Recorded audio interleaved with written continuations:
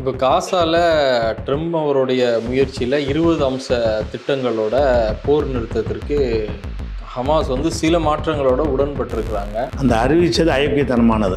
நாங்கள் தாக்குதல் நடத்தலை, எங்களை தாக்க வந்தால் தாக்குவோம்ல, அந்த தாக்குதல் தானே தவிர நாங்கள் தாக்குதல் நடத்தலைன்னு ஒரு அவருக்கு ட்ரம்புக்கு நெருங்கிய நண்பர், ட்ரம்ப் மாதிரியே ஒரு இனவெறியர், அந்த மாதிரியான முஸ்லீம்களுக்கு எதிரான வெறி பிடித்த ஒரு ஆள், அதை மேற்கு கரைக்கோ காசாவுக்கோ நீ சொந்தம் கொண்டாடக்கூடாது, அது இஸ்ரேல் கிடையாது, அங்கே பாலஸ்தீன் மக்கள் நாங்கள் தானே உங்களுக்கு எதிரி, நாங்கள் இல்லாத ஒரு ஆட்சியை உண்டாக்குங்க, அந்த ஆட்சியில் நாங்கள் குடிமக்களாக இருந்துட்டு போகிறோம்.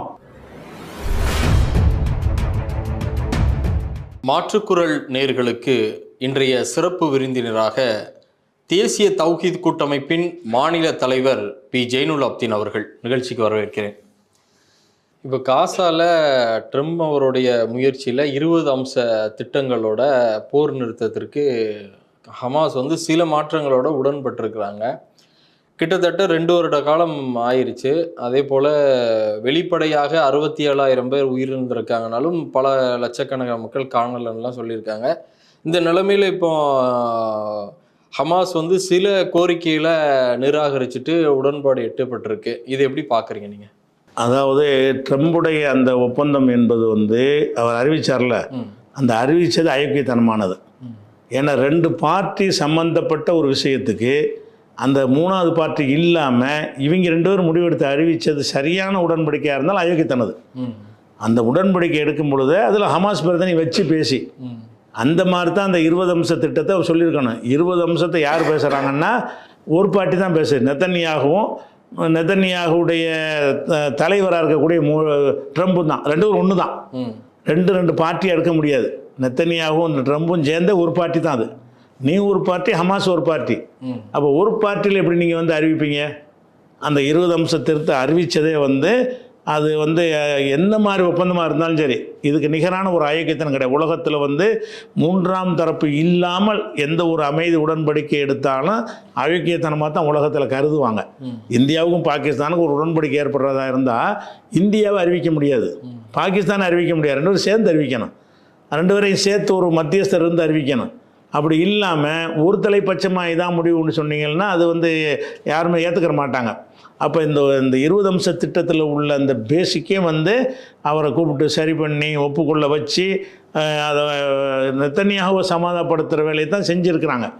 20 அம்சம் சொல்லிட்டாங்க. அந்த 20 அம்சத்தில் முக்கியமாக அவங்க எதிர்பார்த்தது, அவங்களோட நோக்கம் என்னென்னா 20 அம்சத்தை சொன்னால் ஹமாஸ் ஒத்துக்கிறலன்னு சொன்னால் சுத்தமாக அழிச்சுப்படலாம். அப்போ உலகத்துக்கும் பதில் சொல்லணும், நாங்கள் அமைதி ஒப்பந்தம்லாம் கொடுத்தோம், சண்டை நிறுத்துறதா சொன்னோம், ஹமாஸ் ஒத்துக்கிறலைங்கிறதுனால பெரிய பெரிய குண்டுகளை நாங்கள் போடுவோங்கும் போது சர்வதேச சமுதாயத்துக்கு வலிமையை எதிர்க்க முடியாது. லேசாக ஃபார்மாலிட்டிக்கு எதிர்க்கலாம், வலிமையை எதிர்க்க முடியாது. அப்படின்னு ஒரு கணக்கு பண்ணி தான் இந்த 20 அம்ச திட்டத்தை அவங்க கொண்டு வந்தாங்க. அவங்க எதை முக்கியமாக எதிர்பார்க்கலன்னு கேட்டால், நீ ஆயுதங்களை ஒப்படைக்கணுங்கிறாங்க. ஆயுதங்களை ஒப்படைப்பது தற்கொலைக்கு சமம். இந்த ஆயுதம் இருக்க போய் தான் அவங்க இருந்துக்கிட்டு இருக்கிறாங்க. ஆயுதத்தை ஒப்படைச்சிட்டாங்கன்னு சொன்னால் அப்படியே தூக்கி உள்ள வச்சுட்டு போயிடறாங்க, அவங்க ஒன்றுமே முடியாது. அப்போ ஆயுதங்களை ஒப்படைத்தல் என்பது இந்த 20 அம்சத்தில் ஒரு அம்சமாக இருக்கிறது. கைதிகளை விடுதலை செய்கிறதுங்கிறாங்க, அதில் எங்களுக்கு மறுப்பு இல்லைன்ட்டாங்க. ஹமாஸில் தாராளமாக விடுதலை செஞ்சுருவோம். ஆனால் 3 நாளில் விடுதலை செய்கிற இல்லை, இவன் என்ன சொன்னால் பேச்சுவார்த்தையே கிடையாது, நீ நாளைக்கு ஒத்துக்கிறணும்னு தான் ஆர்டர் பண்ணாங்க.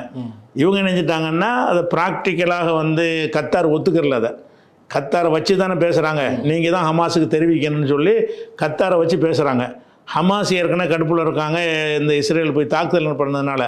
அங்கே உட்காந்துக்கிட்டே நெதன்யாகு மன்னிப்பு கேட்குறாரு. ட்ரம்புக்கு முன்னாடி இருந்துகிட்டே ஃபோனை போட்டுக்கிட்டு கத்தார் பிரதமர்கிட்ட நாங்கள் செஞ்ச பெரிய தப்பு, அதுக்கு அவங்கள்ட்ட மன்னிப்பு கேட்டுக்கிறோம், இனிமேல் ஒரு காலத்தில் உங்கள் நாட்டு மீது நாங்கள் தாக்கல் செய்ய மாட்டோம், என்னை மன்னிச்சுக்கிறங்கன்ட்டு பகிரங்க மன்னிப்பு கேட்டார். யார்? நெதன்யாகு கேட்குறார். அதனால என்ன செய்ய கத்தார் சரி நான் இதில் இறங்குறோம் அப்படின்னு இறங்குறாங்க. கத்தார், ஜோர்டான், எகிப்து, இந்த 3 நாடுகளும் தான் ட்ரம்புடைய இந்த 20 அம்ச திட்டத்தை ஹமாஸ்கிட்ட கொண்டு போகிறதுன்னு சொல்லி ஒப்படைக்கிறாங்க. இவங்க 2 பேரும் அறிவிச்சிட்டாங்க. எதிர்பார்ட்டியை வச்சு பேசாமல் தான் எடுத்தாங்க. அந்த எதிர்பார்ட்டி ஹமாஸ் தானே. ஹமாஸ் ஒத்துக்கிறாமல் எப்படி அந்த ஒப்பந்தம் வரும்? அப்போ அந்த ஹமாஸ்கிட்ட கொண்டு போய் சேர்க்கறதுக்கு இந்த 3 வரையும் போட்ட உடனே இந்த 3 நாடுகளும் ஹமாஸோட பேசும் பொழுது ஹமாஸ் சில விஷயங்களை புரிய வைக்கிறாங்க. நீங்கள் கைதிகளை வந்து 3 நாளில் விடுவிக்கணுங்கிறீங்க. 3 நாளில் எப்படி முடியும்? ஒவ்வொருத்தன் ஒவ்வொரு இடத்துல இருக்கிறான். எங்கே இருக்கான்னு எங்களுக்கு தெரியாது. நாங்கள் இந்த ஜெயிலு கட்டி ஒரு இடத்துல வச்சுக்கிட்டு இருக்கிறோம். ஒவ்வொரு ஆளையும் ஒரு ஆள் பொறுப்பில் நாங்கள் கொடுத்துருப்போம். அவங்களெல்லாம் தேடி கொண்டு வந்து எடுத்து கொண்டு தருவதற்கு எங்களுக்கு 3 மாதம் டைம் பிடிக்கும். அந்த கைது செய்யப்பட்டவர்களை கொண்டாந்து ஒப்படைக்கிறது. அதுபோக சிலர் பாடி ஆகிட்டாங்க. பாடி ஆனவங்கள புதைச்சி இருக்கிறவங்கள தோண்டி எடுத்துகிட்டு வந்து தரணும். ஏன்னா உடலையாக ஒப்படைக்கணும்ல. அந்த உடலை ஒப்படைக்காண்டி பெட்டியில் வச்சு அடைச்சி ஐஸெல்லாம் போட்டுக்கிட்டு என்ன செஞ்சுருக்காங்கன்னா புதைச்சி வச்சுருக்குறாங்க. அப்போ யாரெல்லாம் புதைக்க இப்போ அடக்கம் செய்யப்பட்டிருக்கிறாங்களோ அந்த பாடியெல்லாம் நாங்கள் தோண்டி எடுத்துக்கிட்டு வந்து தரணும். இப்படி தரணுமாக இருந்தால் டைம் எடுக்கும். உடனேலாம் அதுக்கு 3 மாதமாக டைம் எடுக்கும். அந்த 3 மாதத்துக்கு அந்த வேலை நடக்கிற வரைக்கும் யுத்தம் செய்யக்கூடாது. யுத்தம் தாக்கிட்டு இருந்தாங்கன்னா நாங்கள் என்ன செய்ய முடியாது, கைதிகளை கொண்டு வர முடியாது. தாக்கிட்டு இருந்தாங்கன்னா வந்து தோண்டி எடுத்துகிட்டு வர முடியாது, பாடியை கொண்டு ஒப்படைக்க முடியாது. அப்போ பாடி ஒப்படைக்கிற விஷயத்துக்கு இந்த ரீசன் அவங்க சொன்ன உடனே கத்தாரு, ஜோர்டான், எகிப்து 3மே அதை சரிகண்டு ட்ரம்புக்கு வற்புறுத்துறாங்க. சாத்தியம் இல்லாத நீங்கள் சொல்கிறிய, அது எப்படி கொண்டாந்து தருவாங்க? 3 நாளில் தரணுங்க நீ சொல்கிறதா இருந்தால் அவனுக்கு சாத்தியம் இருந்து தரலைன்னா கேள்வி கேட்கலாம். நீங்கள் சாத்தியம் இல்லாத ஒன்றை சொன்னால் எப்படி ஏற்றுக்குருவாங்கன்னு சொன்னோன்னே அவர் ஏற்கனவே 20 அம்சத்தில் ஒரு விஷயத்தை பின்வாங்கிடுறாரு. 3 நாளில் தர வேண்டியது இல்லை, அந்த டைம் எடுத்துக்கிறட்டும். அப்போ அந்த ஒப்பந்தம் 20 அம்சம் ஒரு அவுட் ஆகி போச்சு. 20 அம்சத்தில் ஒரு அம்சம் வந்து உடனே 3 நாளில் விடுவிக்கிறங்கிறதுனா 3 நாளில் முடியாது. அதே நேரத்தில் இவங்க வெளியேறிடணும் அப்படிங்கிற விஷயத்தை ஒத்துக்கிட்டார். நீங்கள் தாக்குதல் நடத்தக்கூடாது, ஆனால் வெளியேறதுன்னு சொன்னால் பாலஸ்தீனை விட்டு வெளியேறது இல்லை. அந்த காசாவை தாண்டி ஒரு பாயிண்ட்டு காசாவுக்கு வராமல் இன்னும் கொஞ்சம் தள்ளி இந்த காசா மக்கள் சுதந்திரமாக நடமாடுற அளவுக்கு விட்டுட்டு இராணுவத்தை அப்படி மொத்தமாக நகர்த்துவது, கொஞ்சம் முன்னோக்கி நகர்த்தி அவங்க நாட்டின் பக்கம் நகர்த்தி கொள்வதுன்னு அந்த முதல் கட்டமாக கைதிகள்லாம் விடுவிச்ச பிறகு தான் மொத்தமாக நகரணும். அது வரைக்கும் என்ன செய்வான்னு நாங்கள் நகர்ந்துடும், எங்கள் கண்காணிப்பில் இருக்கும்னு சொல்லி தான் அந்த ஒப்பந்தத்தில் இருக்குது. அதை வந்து நீங்கள் வந்து அதை எப்போ செய்வாங்கன்னு கேட்டால் கைதிகள் விடுவித்த பிறகுன்றான்ல, அது நடக்காது இப்போதைக்குன்றவுடனே ஒத்துக்கிட்டாங்க. அப்போ என்ன செய்யணும்னா நிறுத்துன்னு சொல்லியாச்சு. இப்போ அவன் என்ன நிறுத்திட்டோன்னு சொல்கிறான். நிறுத்திட்டோன்னு சொல்லிட்டு தாக்கியிருக்கிறான் நேற்று வரைக்கும். அது கேட்டால் என்ன செய்கிறான்னா நாங்கள் நிறுத்திட்டோம், அது தற்காப்பு தாக்குதல்ங்கிறான். நாங்கள் தாக்குதல் நடத்தலை, எங்களை தாக்க வந்தால் தாக்குவோம்ல அந்த தாக்குதல் தானே தவிர நாங்கள் வந்து தாக்குதல் நடத்தலைன்னு ஒரு மழுப்பி இருக்கிறான். மழுப்புனதுனால இனி செய்ய மாட்டான்னு அதில் விளங்குறது. இதுலேருந்து நான் அப்படி செய்யத்தான் செய்ய வேண்டாம், தொடர்ந்து செய்வான். செஞ்சதுக்கு ஒரு பொய் காரணம் சொன்னான்னு சொன்னால் மறுபடி செய்ய மாட்டான் என்பது அதுலேருந்து விளங்குகிறது. அப்போ இன்றைக்கெல்லாம் அநேகமாக தாக்குதல் இருக்க வாய்ப்பு இல்லை, நிறுத்தின மாதிரி தான் ஒரு விஷயமாச்சு. அடுத்து முக்கியமான விஷயம் என்னன்னு கேட்டால், இந்த ட்ரம்புடைய திட்டம் வந்து இஸ்ரேலுக்கு பாலஸ்தீன் சொந்தம் இல்லைங்கிறது அதில் வந்துடுது. அது ஒன்று தான் இப்போ இவங்களுக்கு சாதகமான அம்சம். நீ வந்து அந்த மண்ணுக்கு நீ சொந்தம் கொண்டாடக்கூடாது. இஸ்ரேல் வந்து ஜெருசலத்துக்கோ அதை மேற்கு கரைக்கோ காசாவுக்கோ நீ சொந்தம் கொண்டாடக்கூடாது, அது இஸ்ரேல் கிடையாது அப்படிங்கிறத நேத்தனியாவு ஒத்துக்கிறார். அந்த ஒப்பந்த 20 அம்சத்தில் அந்த ஒரு அம்சத்தில் அவர் ஒத்துக்கிறார், நான் அது ஒத்துக்கிறேன்னு சொல்லி.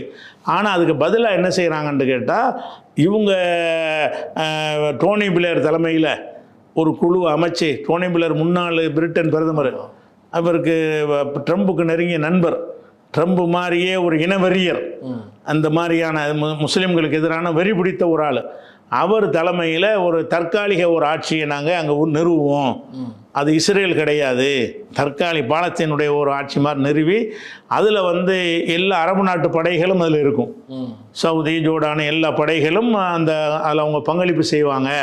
அந்த மாதிரி என்ன செய்வோம்னு கேட்டால் கையில் எடுத்துக்கிடுவாங்க. அது அப்போ இதுங்கெல்லாம் வெளியேறிடுவார், இஸ்ரேல் கம்ப்ளீட்டாக வெளியேறிடும். அதுக்கு என்ன கண்டிஷன்னு கேட்டால், ஹமாஸ் ஆயுதத்தை ஒப்படைக்கணும். அவங்க ஆயுதம் வச்சுருந்தாங்கன்னு கேட்டால் இவங்களுக்குலாம் சண்டை நடக்கப்புறம் ஹமாஸுக்கும் டோனி பிளேயருக்கும் சண்டை நடக்கும், ஹமாஸுக்கும் அரபு படைகளுக்கும் சண்டை நடக்கும். அதனால வந்து ஆயுதங்களை ஒப்படைக்கணும்னு ஒரு கண்டிஷனை போடுறாங்க. அந்த விஷயத்துக்கு அவங்க என்ன சொல்லிட்டாங்கன்னா, ஆயுதங்களை எங்களுக்கு ஆயுதமெல்லாம் தேவையில்லை, பாலஸ்தீன் தனி நாடாயிட்டால் எங்களுக்கு போதும், எங்களுக்கு வந்து நாங்கள் அதில் இருக்கணும்னு எங்களுக்கு தேவையில்லை, ஆயுதத்தை ஒப்படைச்சிட்டு கூட நாங்கள் ஒரு குடிமக்களாக இருந்துருவோம், ஆயுதத்தை ஒப்படைக்க நாங்கள் தயாராக தான் இருக்கிறோம். ஆனால் யார்கிட்ட ஒப்படைப்போம்? யார்கிட்ட ஒப்படைப்போம்னா பாலஸ்தீனுடைய ஒரு அரசாங்கத்தை உருவாக்குங்க, அதில் ஒப்படைக்கிறோம். பாலஸ்தீன்கிற ஒரு அரசாங்கத்தை தனியாக உருவாக்கி அவனுக்கு சம்மந்தம் இல்லை, அது ஒரு இராணுவம் இருக்கணும். அதுக்கு டோனி பிளேயர்லாம் வரக்கூடாது. பாலஸ்தீன் மக்களை கொண்ட அவர் இந்த முகமது அப்பாஸ் மாதிரி துரோகியாக இருந்தாலும் பரவாயில்லைங்கிற அளவுக்கு அந்த அவங்களுடைய வார்த்தையிலிருந்து விளங்குது. அவனாக இருந்தாலும் பரவாயில்லை. அந்த இராணுவத்தின் கீழே நான் வந்து காசாவையெல்லாம் ஒன்றா சேர்த்துருங்க, எல்லாம் சேர்ந்து பாலஸ்தீனுக்கு ஒரு இராணுவம், அந்த இராணுவத்தில் நாங்கள் ஆயத்தம் ஒப்படைப்போம். அப்போ எங்களுக்கு அதில் ஒரு ஆட்சியில் பங்கு இருக்கணும்னு எங்களுக்கு விருப்பம் கிடையாது. ஆனால் அந்த ஆயுதத்தை வந்து டோனி பிளேட் ஒப்படைக்கிறதும் இஸ்ரேல் ஒப்படைக்கணும் ஒன்று தான். அது டோனி பிளேட் ஒப்படைக்க மாட்டோம். ஒப்படைச்சோம்னா அதை வச்சுக்கிட்டு எங்களை அழிப்பதற்கு தான் அது உதவுமே தவிர பாலஸ்தீன் மக்களுக்கு உதவாதுன்னு சொல்லி இவ்வளோ போராடி கூட அந்த பதவி விரும்பலவங்க. நாங்கள் தான் ஆட்சியில் இருப்போன்றது முதல்ல அந்த நிலைப்பாட்டில் இருந்தாங்க. நாங்கள் தான் ஆட்சி பண்ணுவோம், நாங்கள் மக்களால் தேர்ந்தெடுக்கப்பட்டோம்னு சொன்னாங்க. இப்போ என்ன செஞ்சிட்டாங்கன்னு கேட்டால், நீங்கள் பாலஸ்தீனுக்கு ஒரு தனி கவர்மெண்ட்டை உண்டாக்குங்க. அந்த கவர்மெண்ட் இப்போ ஆயுதம் இல்லாமல் போனாலும் அவங்களுக்கு பெரிய தலைவலிக்கு குறைஞ்ச மாதிரி தான். ரெண்டு பேருக்குமே அது ஒரு வெற்றி மாதிரி ஒரு அளவுக்கு பார்த்தோம்னா, அமெரிக்காவுக்கும் இஸ்ரேலுக்கும் என்னென்னா ஆயுதத்தை கைவிடுறாங்க, ஆயுதத்தை கைவிட்டால் நம்ம பஞ்சாயத்து முடிஞ்சு போச்சு அப்படின்னு அவங்க நினச்சிக்கிட்டு இருக்கிறதுனால இதை சொல்லுவாங்கன்னு அவங்க எதிர்பார்க்கல. ஆயுதத்தையும் ஒப்படைக்க நாங்கள் தயார், அதை மட்டும் ஒத்துக்கிற மாட்டாங்கன்னு தான் நினச்சாங்க. அவங்க ஒப்படைக்க தயார், ஆனால் வித் கண்டிஷன்ட்டாங்க. ஒப்படைக்க தயார் உங்ககிட்ட கிடையாது, நீ பாலஸ்தீன் அரசாங்கத்தை நீ உண்டாக்குனீன்னு சொன்னால் அதுக்கு ஒரு இராணுவத்தை அமைச்சின்னு சொன்னால் அந்த இராணுவத்துக்கு இந்த ஆயுதங்கள் பயன்படும், பாலஸ்தீன் இராணுவ வீரர்கள் பயன்படுத்துவாங்கன்னு சொல்லிடுறாங்க. அப்போ இதை வந்து பல சிட்டிங் பேச்சுவார்த்தை நடத்த முடிவு செய்யணும்னு இதுக்கு ஒரு 3 மாதம் டைம் எடுக்கும்னு ஒரு சொன்னாங்களா, அதை ஒத்துக்கிட்டார் ட்ரம்ப்பு. அப்போ அது சம்மந்தமாக பேச்சுவார்த்தை நேற்றுலேருந்து நடக்குது. எகிப்தில் வச்சு நடத்துகிறாங்க. இந்த ஜோர்டான் போயிட்டாங்க, எகிப்திலேருந்து இஸ்ரேலேருந்து ஒரு மந்திரியும் போயிட்டார். இஸ்ரேலுடைய அரசாங்கமே அதில் பங்கெடுக்குது அந்த பேச்சுவார்த்தையில். அமெரிக்காவுடைய ஒரு தூதர் ஒருத்தர் வந்துட்டார். ஜோர்டானு, கத்தார், எகிப்து, இஸ்ரேலு, அமெரிக்கா, ஹமாஸ் இவங்க எல்லாரையும் கொண்ட ஒரு பேச்சுவார்த்தை வந்து நேற்றிலிருந்து எகிப்தில் நடந்துக்கிட்டு இருக்குது. எதை பற்றி நடக்குதுன்னு கேட்டால், அந்த பாலஸ்தீனில் முதல் விஷயம் அதை எப்படி ஆட்சி அமைக்க அதை முடிவு பண்ணுங்க. நீங்கள் சொல்கிற முடிவு சரியில்லை, டோனி பிளேட்டை கொடுக்குறதுங்கிறது சரியில்லை, வெளிநாட்டு ஆட்களை கொண்டாந்து அரபு நாட்டு படைகளை போடுவதும் சரியில்லை. அங்கே பாலஸ்தீன் மக்கள் நாங்கள் தானே உங்களுக்கு எதிரி, நாங்கள் இல்லாத ஒரு ஆட்சியை உண்டாக்குங்க, அந்த ஆட்சியில் நாங்கள் குடிமக்களாக இருந்துட்டு போகிறோம், நாங்கள் ஆயுதத்தை ஒப்படைக்க தயாராக இருக்கோம்னு இவங்க சொல்லும் பொழுது அவங்களுக்கு அது பெரிய வெற்றிமா தெரியுன்னு கேட்டால், இவங்க வேணாங்கிறத நம்ம போடலையும் பண்ணுறோம், இவன் ஆயுதத்தை கை விட்டுருவானே, இப்போ சொங்கி மாதிரி ஆளுக்கு தானே வரப்போகிறாங்க அப்படின்னு நினைத்து கொண்டு இவன் ஒத்துக்கிற மாதிரி அவன் வர்றதுக்கு வாய்ப்பு இருக்குது. அதனால தான் இறங்கி வந்து அந்த பேச்சுவார்த்தைக்கு நடத்துகிற வரைக்கும் நீ போகிற நிறுத்துன்னு சொல்லி ஸ்ட்ரிக்டாக அவர் சொல்லியிருக்கிறார். ட்ரம்ப் வந்து நீ போகிற கண்டிப்பாக நிறுத்தணுன்றார். அவனும் நிறுத்திட்டான், இதை தற்காப்புக்கு தான் அடித்தவங்கிறான். இன்றைக்கும் அடித்தா தான் நம்ம விளங்கணும். இன்றைக்கி ஏதாவது தாக்குதல் பண்ணினான்னு சொன்னால் இதை வந்து நடிக்கிறாங்கன்னு விளங்கிடலாம். இன்றைக்கியோட தாக்குதல் நிப்பாட்டிட்டான்னு சொன்னால் இந்த அவங்களுடைய பேச்சுவார்த்தையில் வந்து ஒரு பாலஸ்தீனில் ஒரு அரசாங்கம் உருவாக்குறதுக்கு வந்து ஒரு முயற்சி நடந்துக்கிட்டு இருக்குது, அதுக்கு ஒத்துக்கிட்டு வர்றாங்கன்னு விளைவிக்கிறலாம். அதுலேயும் அவங்க சொல்லியிருக்கிறாங்க, பாலஸ்தீனில் உங்களுக்கு அரசாங்கம் உருவாக்குறதுக்கு வந்து ஒன்று வந்து பாலஸ்தீன் மக்கள்கிட்ட நீங்கள் எலெக்ஷன் வைங்க, நாங்கள் பங்கெடுக்கலை, நீங்கள் அதில் யார் தேர்ந்தெடுக்கிறாங்க அவங்க கையில் நீங்கள் ஆட்சியை ஒப்படைங்க, அவங்கள்ட்ட நாங்கள் ஆயுதத்தை ஒப்படைக்கிறோம் ஒரு விஷயம். அல்லது உங்களுக்கு தேர்தல் பண்ணி வர முடியாது என்று இருக்குமையானால் எங்களோட கலந்து பேசி, நாங்கள் தான் வரலைங்கிறோம்ல, எங்களோட கலந்து பேசி யாரை போடலாம், என்ன செய்யலாம், யாரை போட்டால் சரியாக இருக்கும்னு சொல்லி எங்கள்கிட்ட கலந்து பேசி ஒரு அரசாங்கத்தை உருவாக்குங்க. அது பாலஸ்தீன் அரசாங்கமாக இருக்கணும். அந்த அரசாங்கம் வந்து அமெரிக்காவுடைய அரசாங்கமாக டோனி பிளேருடைய அரசாங்கமாக இருக்கக்கூடாது இப்படிங்கிற மாதிரி அவங்க சொன்னதை வந்து இப்போ இந்த ஒப்பந்தத்தில் வந்து இறங்கி தான் வந்திருக்கிறாங்க அமெரிக்கா. இன்னும் சொல்ல போனால் இஸ்ரேலுடைய தளபதியே பகிரங்கமாக சொல்லிட்டார், படு தோல்வி, இது வெற்றி மாதிரி நினைக்கிறீங்க, படு தோல்வி, நம்ம மொத்த பாலஸ்தீன் நமக்கு சொந்தம்ங்கிறதான உங்களுடைய கொள்கை, அது இல்லைன்னு ஆயிடுச்சு, ஒத்துட்டு வந்துட்டார. பாலஸ்தீனை விட்டு நாங்கள் வரமாட்டோம்னு சொல்லிட்டு தானே வர்றீங்க. வேறு ஒரு அரசாங்கத்தை உருவாக்குறதுக்கு நீங்கள் ஒத்துக்கொண்டதை நீங்கள் எதை சொல்லிட்டு இறங்குனீங்களோ அதில் தோத்துட்டீங்கன்னு சொல்லி இஸ்ரேலுடைய இராணுவ தளபதியே சொல்கிறாரு. நம்ம தோத்துட்டோம், எந்த கொள்கையை சொல்லிவிட்டு நம்ம போருக்கு போனோம், அந்த எல்லாத்தையும் நாங்கள் குடியமர்த்துவோம், உங்களையெல்லாம் காலி பண்ணுவோம், மொத்தத்தையும் நாங்கள் எடுத்துக்கிடுவோம், பாலஸ்தீன் கிடையாது.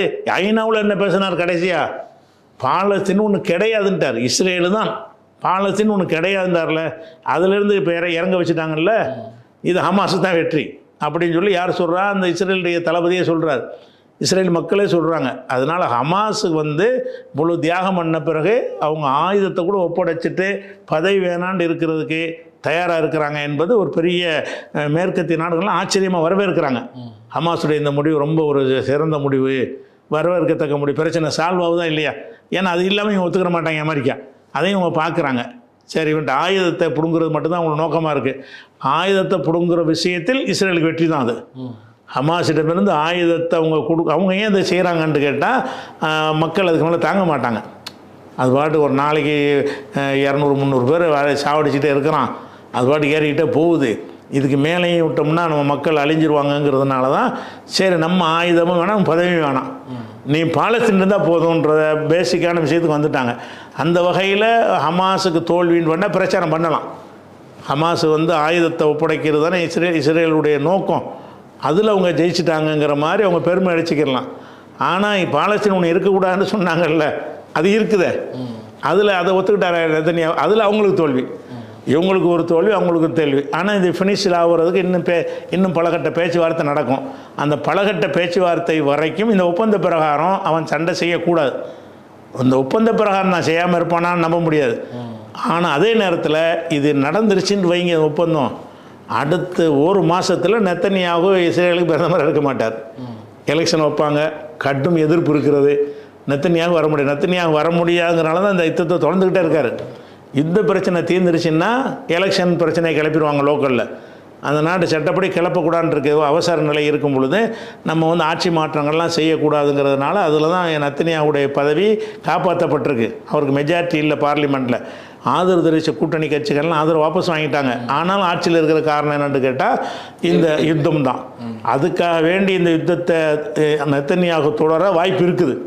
ஒப்பந்தத்துக்கு பிறகும் இல்லை இழுத்துக்கிட்டு இருந்தால் தான் சரியாக முடிச்சிட்டோம்னு சொன்னால் நாளைக்கு தேர்தல் பண்ணுவாங்க, நம்ம வேற ஆள் ஆட்சிக்கு வந்துடும் அப்படிங்கிறது உள்ளுக்குள்ளே ஒன்று இருக்குது. அதே நேரத்தில் இன்னொரு விஷயம் என்னென்னு கேட்டால் அவங்களுக்கு இந்த தொடர முடியாத அளவுக்கு பயங்கரமான ஒரு நெருக்கடி, பொருளாதார நெருக்கடி, கட்டும் பொருளாதார சிக்கலில் இஸ்ரேல் இருக்கிறது. எந்த நாட்டுடைய உதவியும் கிடையாது. வெறும் அமெரிக்காவுடைய ஆயுதங்களை மட்டும் வச்சுக்கிட்டு நாட்டை நடத்த முடியாது. அவங்க ஈரானவர் அடித்ததில் அவங்களுடைய பெட்ரோல் வளம் எல்லாத்தையும் அடித்து தகர்த்துட்டாங்க. வருமானமே இல்லாமல் ஆக்கிட்டாங்க. இவங்களுக்கு கப்பல் மூலமாக வரக்கூடிய துறைமுக வருமானத்தையெல்லாம் ஊதிக்காரன் அடித்து அவன் தும்சம் பண்ணிவிட்டு போயிட்டான். அப்போ காசு இல்லாத ஒரு விஷயம் சர்வதேச நாடுகளை அவங்கள புறக்கணிச்சிருக்கிறாங்க, தனிமைப்படுத்தப்பட்டு இருக்கிறாங்க. அதனால் நிர்வாகம் பண்ணுவது முடியாதுங்கிற லெவலில் தான் இருக்கிறாங்க. போராளிகள்லாம் போருக்கு ரிசர்வ் படைகள்லாம் போராட மறுக்கிறாங்க. நிரந்தர இராணுவம் போராடிட்டு இருக்கிறாங்க. அவசரத்துக்கு வரணும்னு ரிசர்வ் படைன்னு வச்சுருப்பாங்க. அவங்க வேறு வேறு வேலையில் இருப்பாங்க, கூப்பிட்டா வரணும் அப்படிங்கிற மாதிரி ஒவ்வொருத்தருக்கும் அங்கே இராணுவ பயிற்சி கட்டாயம். அவங்களாம் ரிசர்வ் படைன்னு பேர். அவங்க ஒரு டாக்டராக இருப்பாங்க, ஆனால் கூப்பிட்டு அங்கே இராணுவத்துக்கு வரணும். அப்போ அவங்கெல்லாம் என்ன செய்கிறாங்கன்னா ரிசர்வ் படை மறுக்கிறாங்க. இப்போ நாங்கள் அது சண்டைக்கு வரமாட்டோண்டு. அப்போ சண்டைக்கு வர மக்கள் மறுக்கிறாங்க. இருக்கிற இராணுவத்தை வச்சுக்கிட்டு ஒன்றும் செய்ய முடியாது. டெய்லி இராணுவம் செத்து வர மடைஞ்சு இவங்க 100 பேரை கொன்றாலும் அவன் ஒரு 50 பேரையாவது கொள்கிறான். இவங்க சைடில் அப்பாவிகள் 100 பேரை கொன்றாங்க, ஹமாஸ்காரன் ஒரு 50 பேரையாவது கொள்கிறான். அவங்க அந்த இழப்புகளெல்லாம் பார்க்குறாங்க. கடைசியில் வந்துக்கிட்டு இது வேறு வழி இல்லைங்கிற லெவலில் தான் அவங்க இருக்கிறாங்க. அதனால நிறுத்த வாய்ப்பு இருக்குது. ஆனால் இவன் பதவி தான் வேணும்னு வெறிபிடிச்சு நின்றான்னு சொன்னால் நிறுத்தாமல் இருக்கும் வாய்ப்பு இருக்குது. நம்ப முடியாது. நெத்தனியாஹூ இந்த அக்ரிமெண்ட்டில் பல தடவை மீறி இருக்கிறார். பல தடவை மீறி இணைஞ்சிருக்காரு. அந்த ஒப்பந்தங்கள் போலத்தையும் கிழிச்சு போட்டிருக்காரு. எந்த ஒப்பந்தத்தையும் அவர் நிறைவேற்றினது வரலாறு கிடையாது. அதனால் இதை என்ன போகுதுன்னு பிறகு தான் நம்ம பார்க்கணும். உங்களுடைய நேரத்தையும் கருத்துக்களையும் பகிர்ந்து கொண்டதுக்கு ரொம்ப நன்றி. நன்றி சார்.